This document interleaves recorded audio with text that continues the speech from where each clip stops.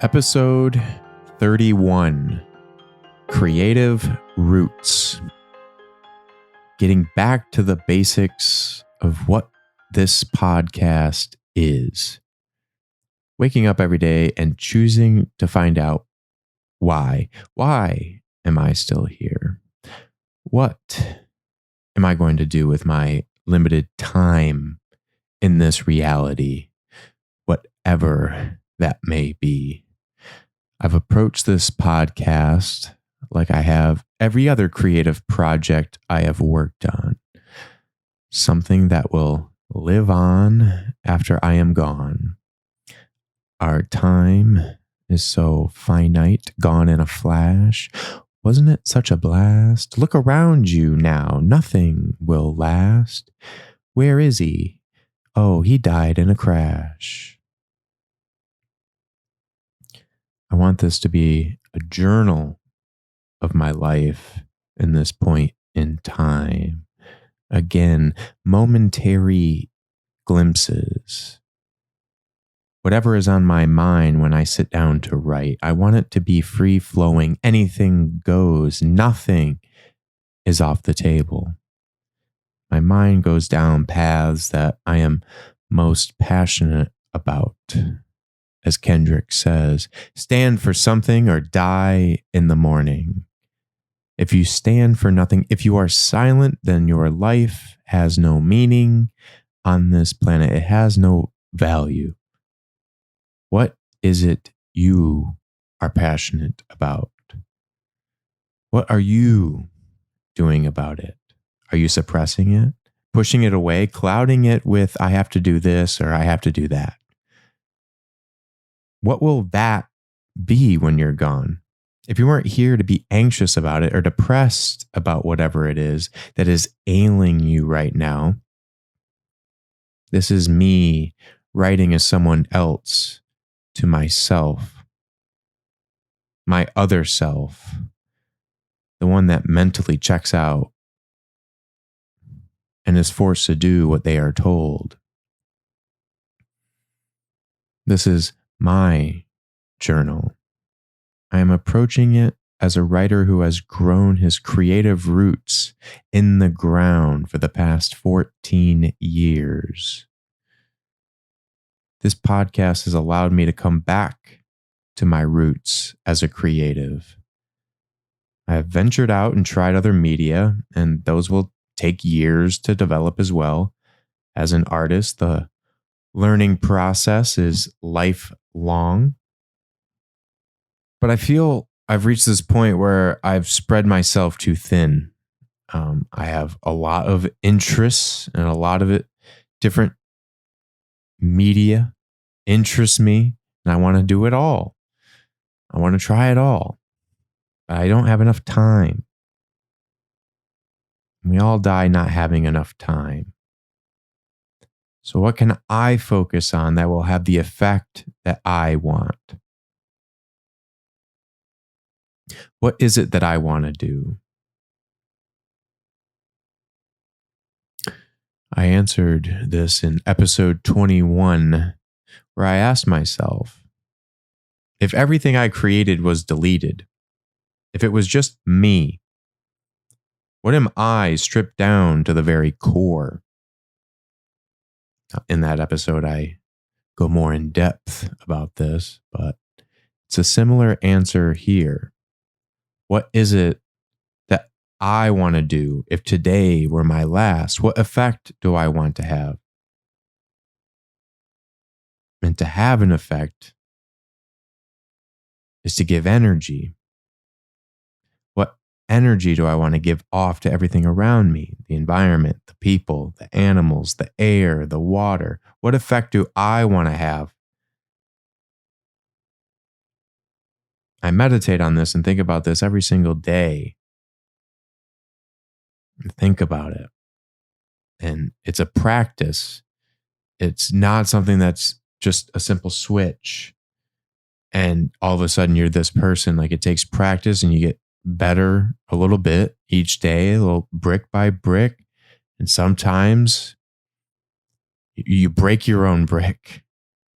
You break down your own wall that you were building and spending years on building can be taken down in a moment, can get blown up. Try not to get angry. Try not to get angry. And then there's another obstacle that life throws at you. It's like you think you've built this mental fortress, and then all of a sudden a new challenge comes through. One of the main characters in my novel, Bleace, Skriller, he stems from this internal voice I've had, the one that constantly is telling me I'm not good enough, that I suck, that I should just give up, constantly questioning, why are you doing this instead of that? Why are you doing this when no one has given a shit? You haven't done shit in your life. That defines success differently. It's incessantly weighing on my mind every single day. That wicked beast is there to taunt me.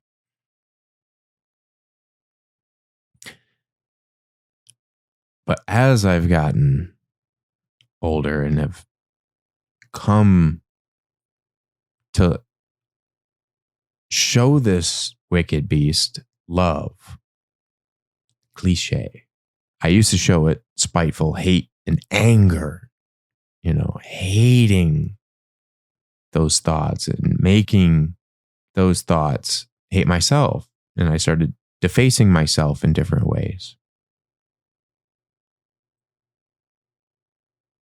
Punching holes in walls, drinking till I black out. I've forgiven myself for those mistakes. I look at the past person now as one of my characters in my book. It's no longer who I am in this moment. Living in the right now takes unlimited focus. Have to incessantly remind yourself to stay present, not to live in the future or in the past, but right now. It's constantly changing and there's always more to see. To look at the granular details. What could you be missing? Oh, I've seen this place every single day of my life. Okay, but what is ordinary to you will be extraordinary to someone else. Someone who has never seen this place. Be so present as to not even remember this place you awake in the next morning. Try to see it for the first time. Can you remember the first time you saw this place that you live in now? Even if it's the same town you grew up in, think back to as far as you can go. How far is that? How old are you? Is that inner child still alive, or have you cast them aside? Put them in that sorrowful shade to hide, starved but undying. Why are you still alive trying? You awake crying. Let it out. Go to sleep. And awake like you have been born anew. What is in the past cannot touch you here. Not if you choose to be present in the infinite now. Don't focus on that false sense of self. Again, this is a practice. It's not all at once. It's not a light switch.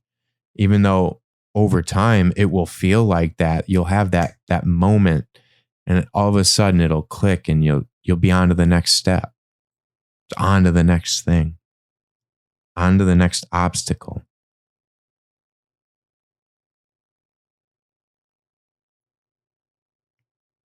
As a personal example, when my uncle passed away, I feel now enough time has gone by where I can talk more openly about it.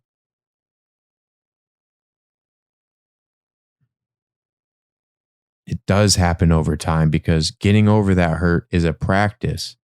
And life is just constantly testing. We think we've built this mental foundation, this solid fortress where you're king or queen of the castle, but there will always be a test coming. People define their own definitions of hard and easy, just as they have defined the word impossible. What is impossible if a human isn't around to speak it? Does the universe know the definition, or is it just a limit humans have placed on their own minds? Living is supposed to be what it is. Humans are the ones who have defined it as hard. Why isn't this easy? What is easy?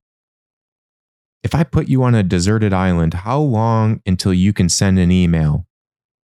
If you had to build everything from scratch, how long would it take you? To make it relatable, okay, living is hard. It's supposed to be hard. Dying is easy. You know how I know that for sure? There are way more people who have died than are living right now. And we have just passed 8 billion people living on the planet, the most ever at one time. There are still way more people who have lived and died. And that's just based on rough estimates. The point is to say that living is supposed to be what it is. That's it. Nothing more, nothing less. Take it or leave it. We are just advanced bacteria on a free-floating rock around burning gas inside something we don't fully understand. Still learning new things every day through a telescope we just launched into space. We have to be able to live longer if we are to venture further into space. This venture into space will take years and years, longer than what we can currently live right now.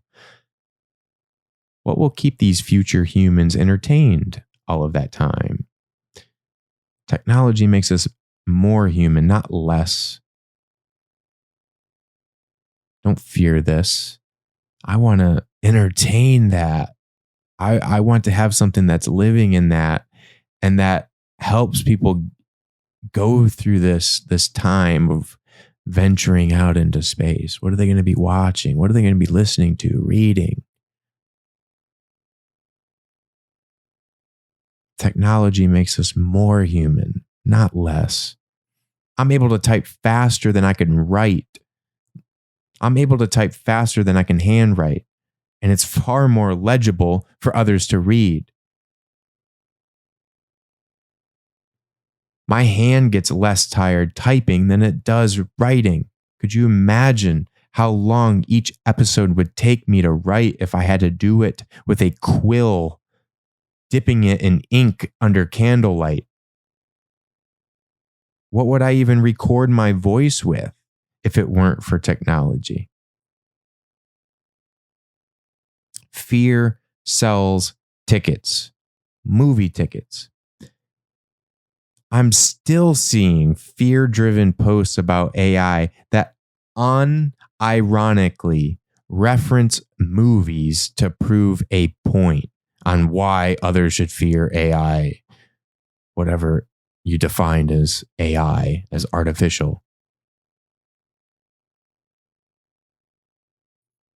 I also don't think people, Homo sapiens as they are now, are intelligent enough to fully understand the universe. We're seeing that with the unidentified flying objects in the sky. Their technology can't be explained. What really struck me about the congressional hearings recently about these UFOs was when they were talking about different dimensions of reality. How some of the sightings felt like the craft was in another dimension and all they were seeing was like a shadow of their appearance in this reality that humans live in. that humans perceive. He described it as different planes of reality, and their image was being cast like a shadow in this reality. Now, I know it's a little geeky to use the word humans, but I just want it to be clear whom I am talking about exactly, and to kill the ego a bit that we have developed within ourselves. I see this ego, especially in the younger generation, that has grown up within the web of the internet. It's like they are so deluded. They feel like everything is figured out in life, that this is the way people live and will always live this way. It's perfectly normal to spend 8 hours a day on an iPad, if not more. Kids looking for their iPad first thing in the morning to place that big LED screen in front of their sleepy little eyes, then wonder why laser eye surgery has skyrocketed in the past 10 years. Thousands of LED lights burning a hole through the back of their retina, frying the front of their brain with so many images and sounds. To look at another human face, they seem zoned out. They don't know how to talk. They just stare awkwardly. And this continues as they get older. They're much better at talking to a social media app or a text than to your face. They say things online they would never say in front of a large group. What kind of energy is that putting out? How do we say this form of manipulation through social media is stronger than anything humans have ever faced? When do we acknowledge that it's too late, that people are going to be living in their own realities, their timelines furthering the divide, to the point where they may be living on the same planet physically, but mentally, they're in different galaxies, different dimensions of reality, like the unidentified aircraft we see. I wrote my novels on a free-floating planet that runs into other planets. Of course, I'm interested in other life forms. This universe is far too vast to not have other life. It's only a matter of time until we encounter more. Some we're going to be more advanced than, others not. I think more advanced life forms will not be as hostile as us. That is a fault humans have, being hostile towards others. I don't think that hostility will be seen in all other forms of life. Think on this planet, how many other animals kill for fun? They simply kill in order to survive. They don't kill more than they can eat till they become obese, unable to get out of their own bed. We don't see that in other animals. That is a flaw we have alone on this planet.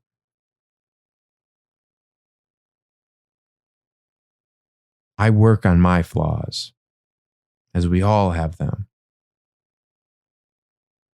I try to bring solutions to the table, not just simply point out problems all of the time.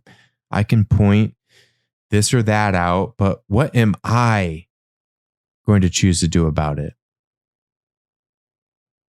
I choose to focus my time on what I can do about it, write about it, talk about it allegorically to hopefully get others to see these problems in a new light with a different perspective. Surpass normality. Living in our own universe in a foreign being's eye, we may not be fit. We will live and die on one planet. We may be one of the last generations to say that.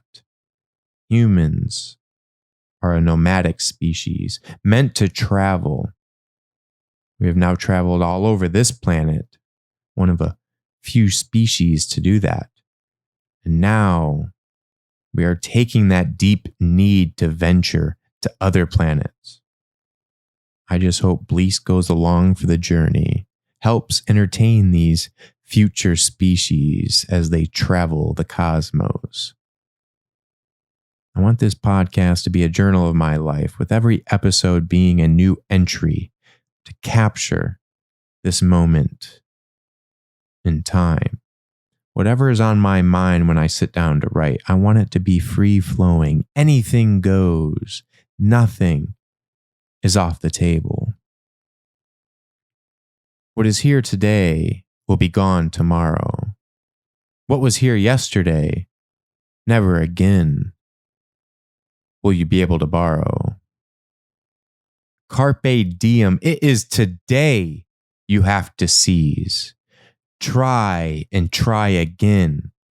Persistence is the key that can make the impossible look at ease. If this is my last episode ever, and one of those times that will be true. So I want to say it now, because if not now, when? But I just want to say before I go, one last thing. And if it's the last thing I ever say, I want it to be this.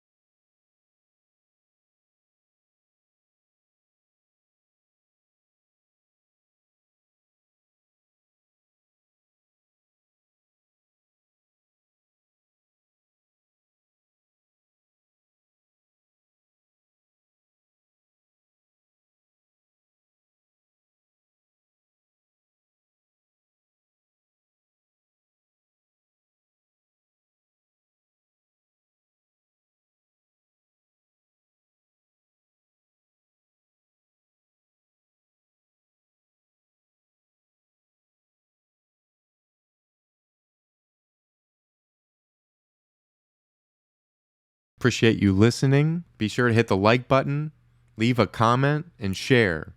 It's a free way to pay it forward. Can always go further at Bleace.com and sign up to our free newsletter. Let's go further together, one step at a time.